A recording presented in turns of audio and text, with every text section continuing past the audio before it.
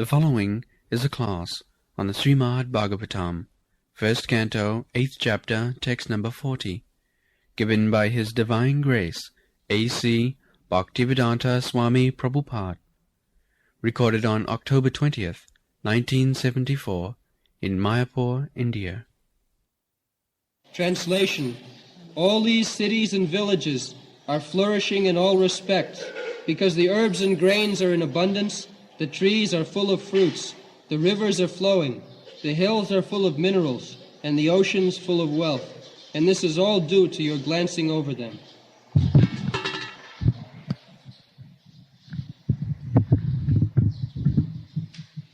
Ime janapadas pridhya supakau sadividudai supakai sadividudha vanadri nadru dannanto jidanti tavabikrita. So, here is very nice description how we can materially become happy. These are all description of material happiness. Spridhya, very flourish cities and towns. So how it is flourished? Supakko sadavirudha. The herbs and plants and trees and creepers,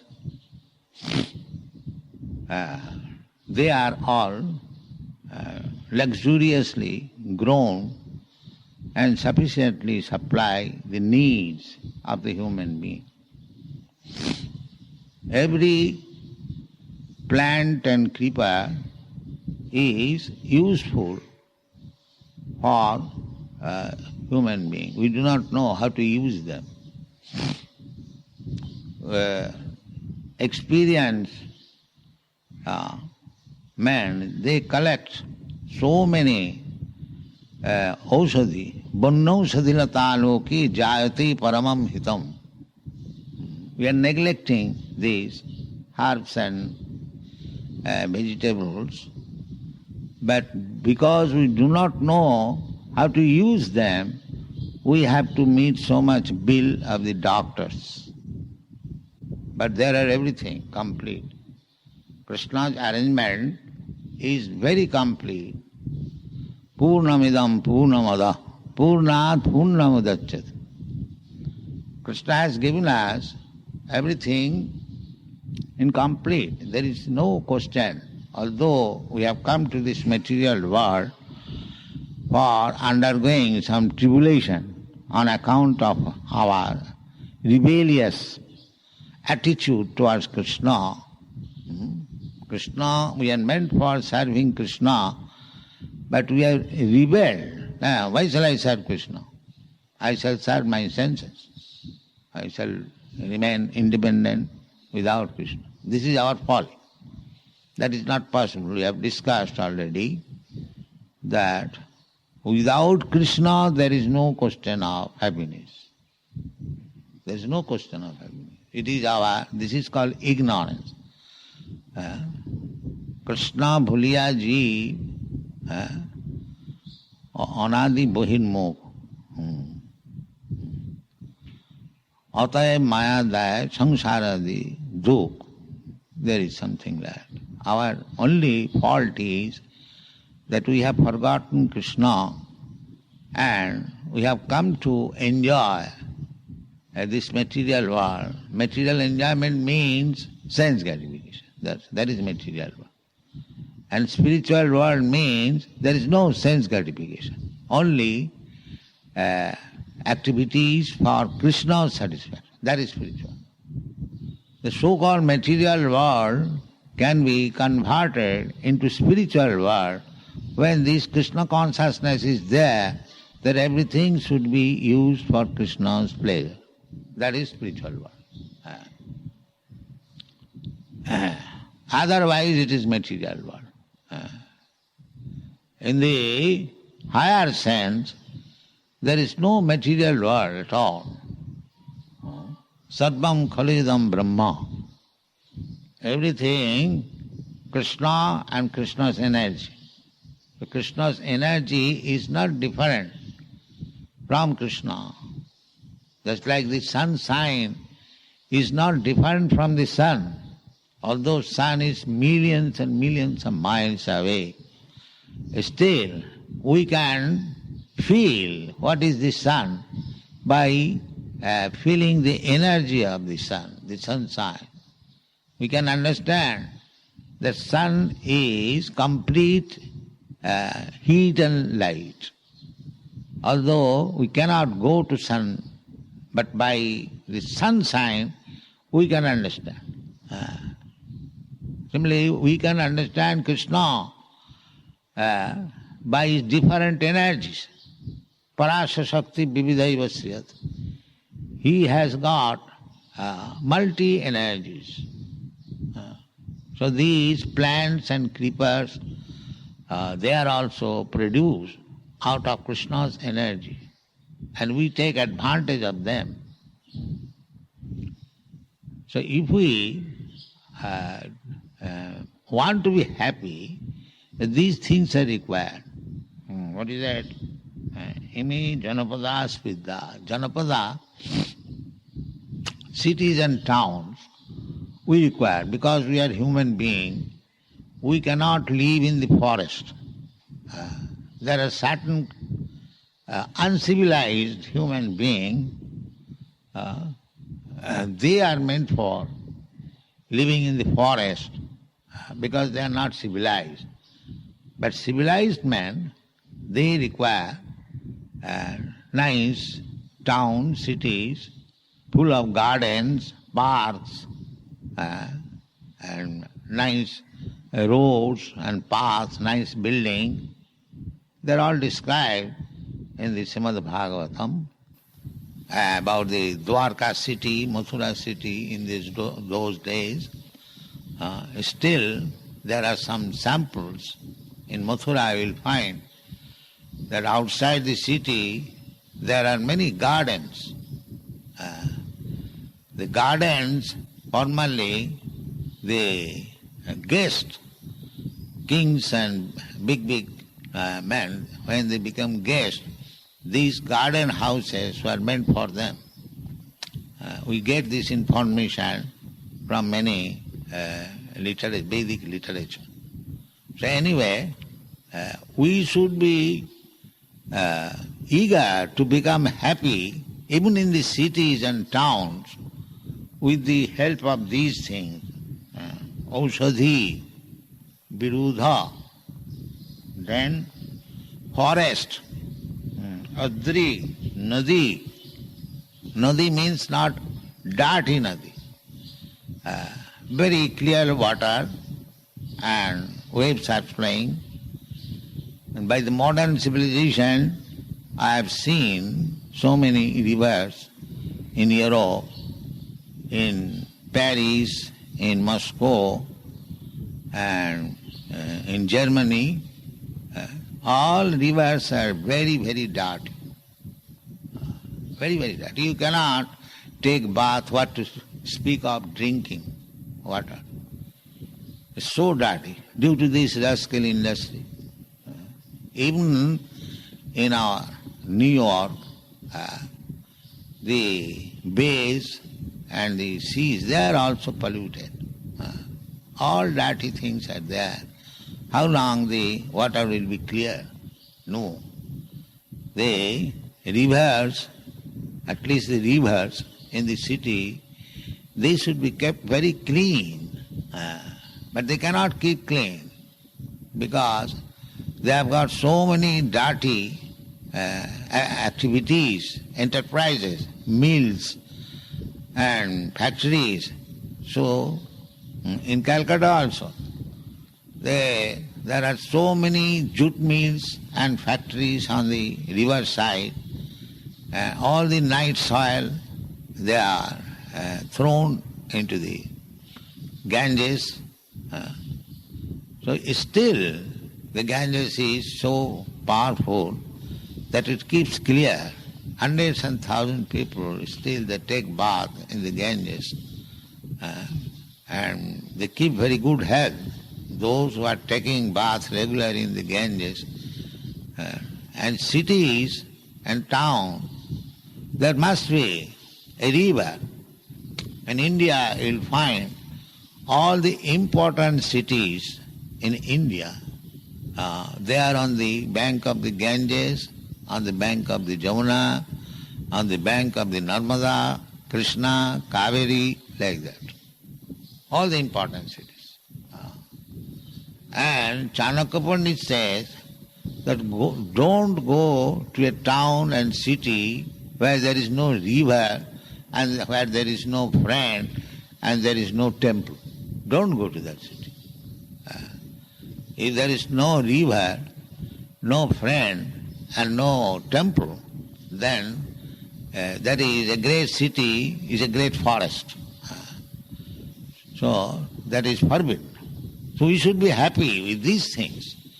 Cities and towns does not mean big slaughterhouse, cinema, brothel, and factories, and all dirty things. Here it is not mentioned.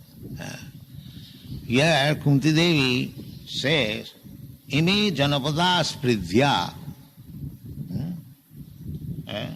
supakko aushadhi virudha. She never said that these towns and cities are flourishing on account of having so many industries, slaughterhouse, brothels, cinema, clubs, nightclubs, not like that. There is no such thing in those days. These are modern inventions to make the whole world hellish. Otherwise, people would be, if you want to be rich, then you can get riches. Where from? Bonadri, Nadi, Uddannato, from seas, from river, from hills. You can get valuable jewels, gems, pearls from these natural sources. So India's wealth, formerly, it was depending on these things: gold, silver, jewel, pearl, silk, not industry.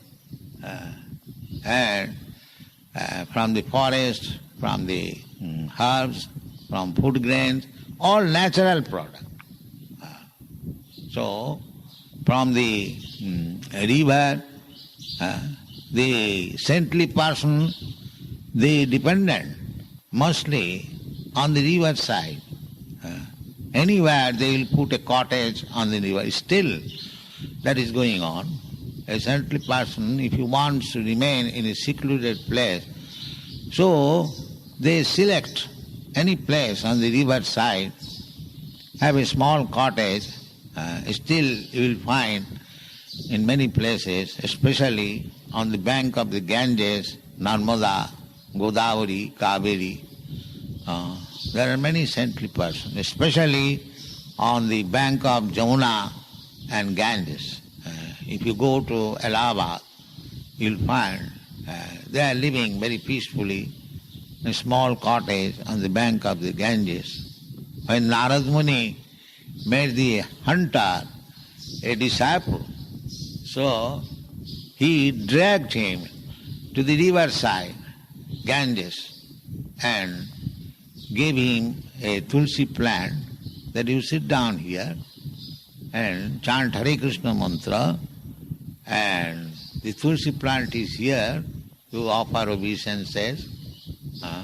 Then he was very much anxious because he was hunter. He has been stopped his main business, killing business. So he was thinking that my Guru Maharaj may not cheat me. He has stopped my business.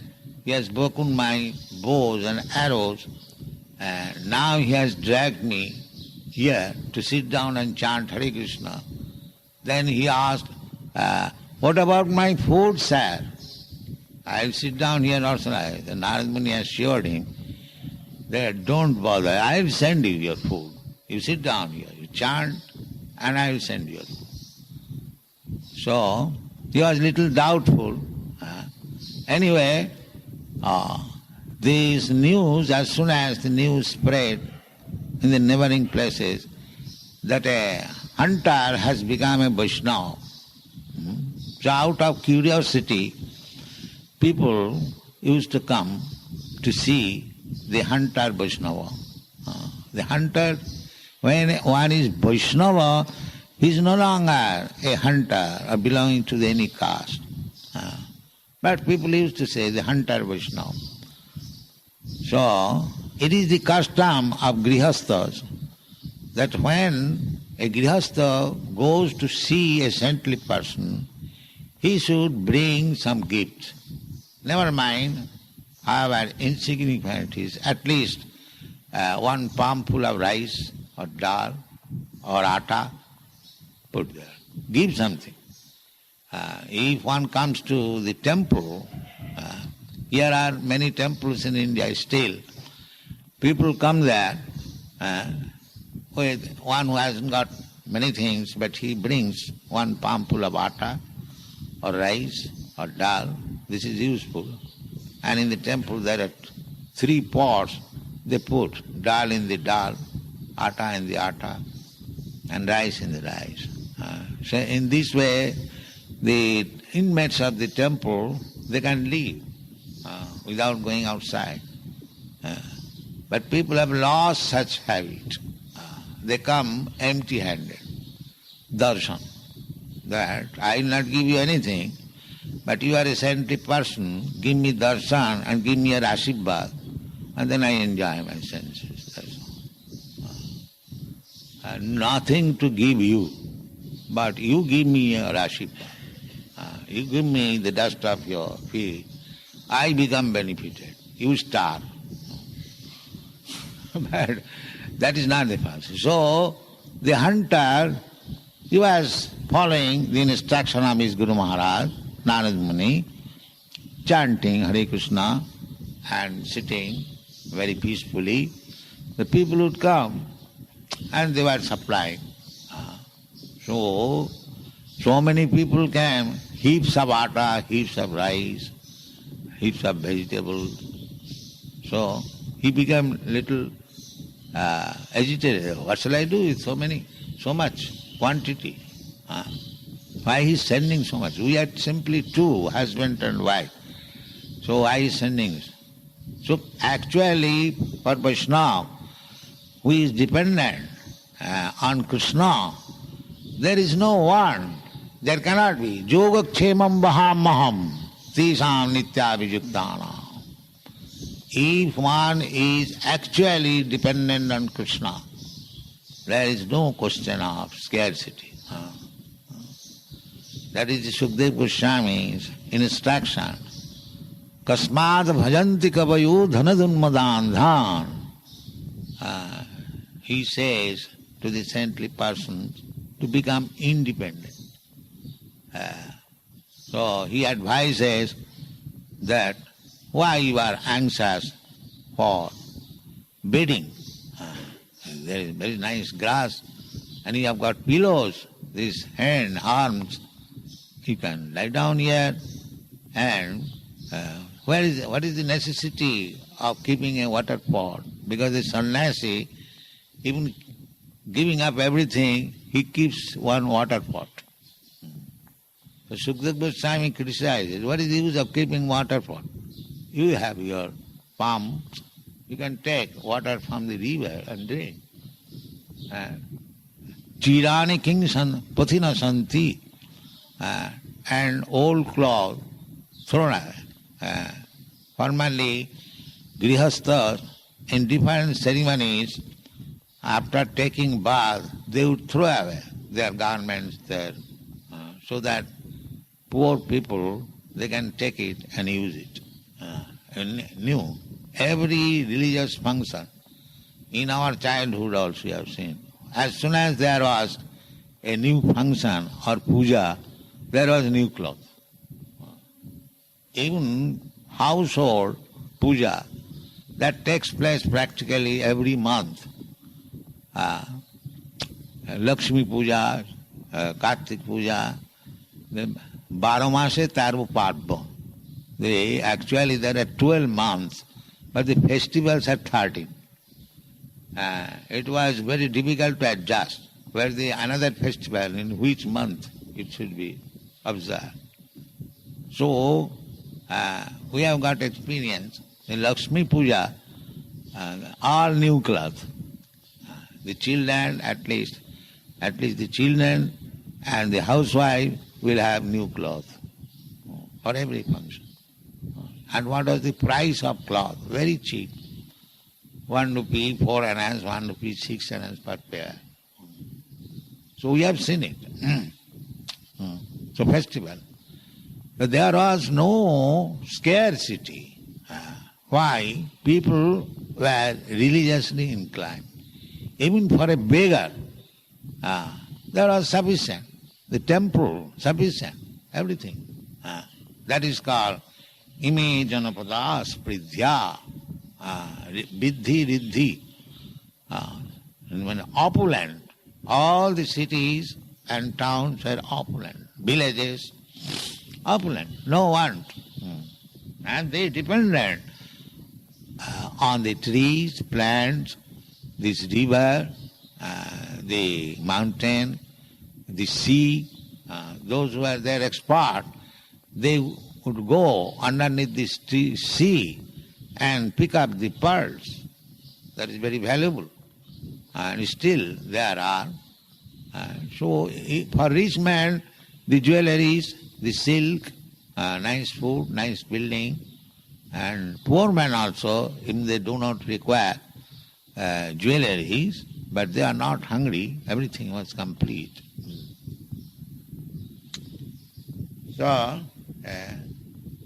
human prosperity flourishes by natural gifts and not by gigantic industrial enterprises. This is the purpose. These gigantic enterprise, industrial, they are called ugrakarma. Ugrakarma.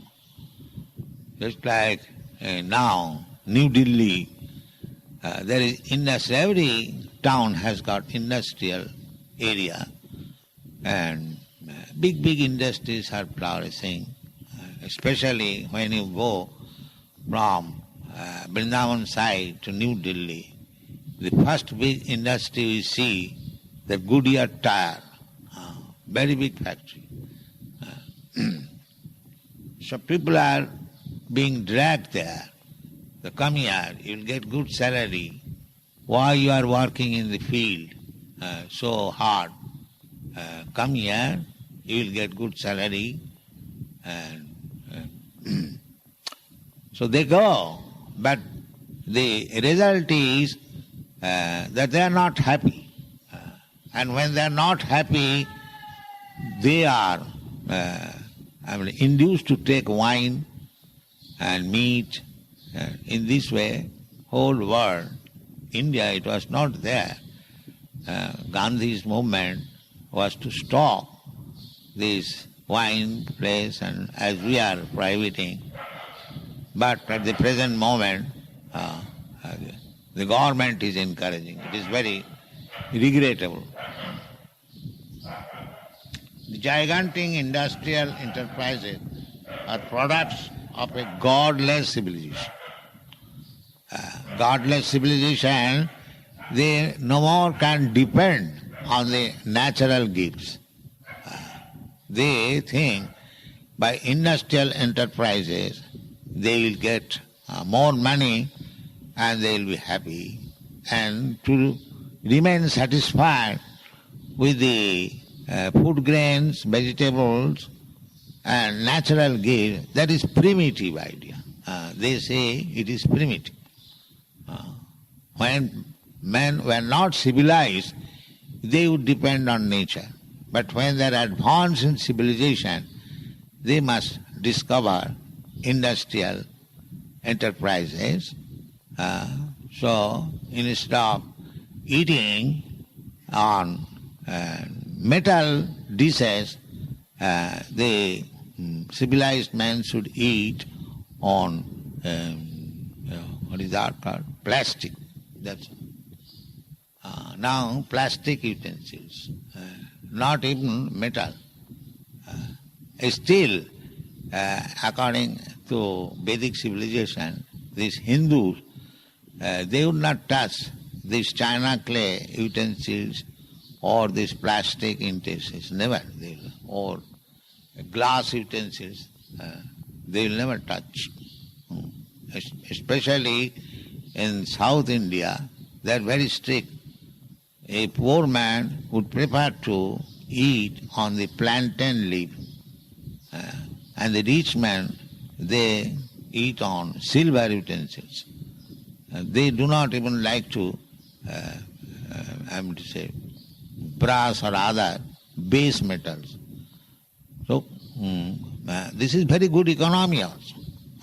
If you have got metal utensils, if you are in need of money, you can get immediately in exchange some money.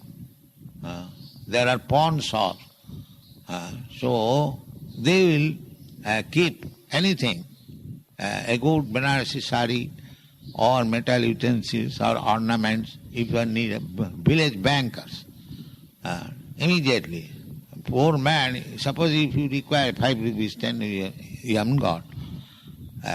But how to get the money? You take something from your household paraphernalia and go to the pawn maker, you get money. You are now relieved from the present anxiety. Then again you get back. But what is this? China clay, the China pots and this plastic pot will bring? No, nothing. From economic point of view, this is also very good. So depend on nature. So the more we go on increasing such troublesome industry to squeeze out the vital energy of the human being, the more there will be unrest and dissatisfaction. That is practical.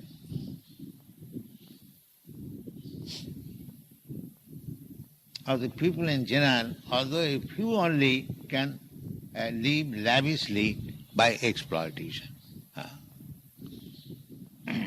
So our Krishna consciousness movement is all round. If people understand that it is a religious movement, no, religious movement is different thing. Krishna consciousness movement, Krishna, it is not our manufactured ideas. Krishna speaks in the Bhagavad Gita to make people Krishna conscious. In every way, he is suggesting how to live, annad bhavanti bhutani, how the division of the society should be made. Chaturpannang maya system, gunakarma vibhagas. Everything, social, political, and political also, he is enthusing Arjuna, you must fight. They have committed so much injustice upon you, so you must fight. Don't consider that he is your brother, he is your... even when Arjuna said, yes, this is all right, I'll fight with my enemies, but how can I kill Bhishma Dev? He is not my enemy, he is my maintainer, my grandfather. We lost our father at early age. He took care. How can I kill? How can I kill my teacher, Dronacharya? But Krishna supported that you must kill them. Why? Because they have taken the wrong side. Because Bhishma Dev, in spite of his becoming so learned, still he has gone to the side of the Duryodhana. And simply for matter of getting some money, maintenance.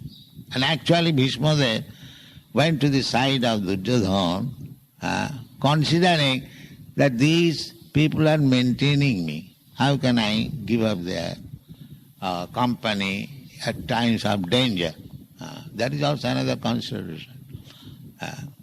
So similarly, Dronacharya, although his guru, teacher of military art, he also went to Duryodhana's side for money.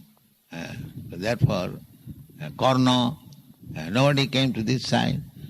So Krishna was doing justice.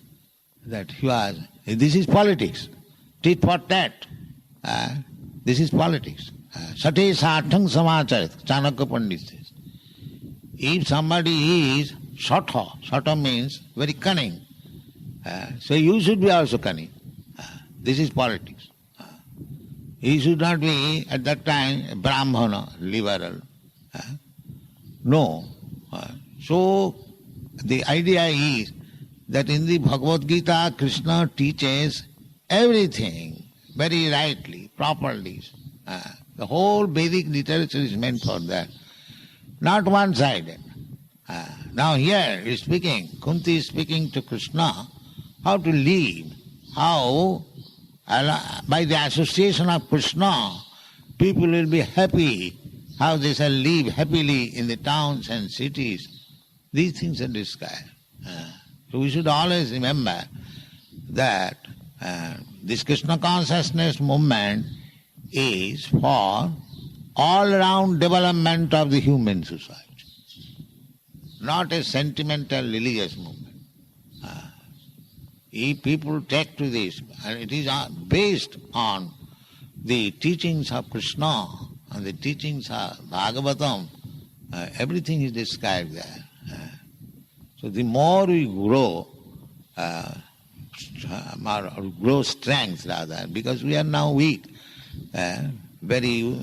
People are not understanding the seriousness of this movement, but the more we grow in strength and volume, we should take part in all round activities of the human society to make them happy. Sarve sukhina bhavantu. This is the Vedic culture.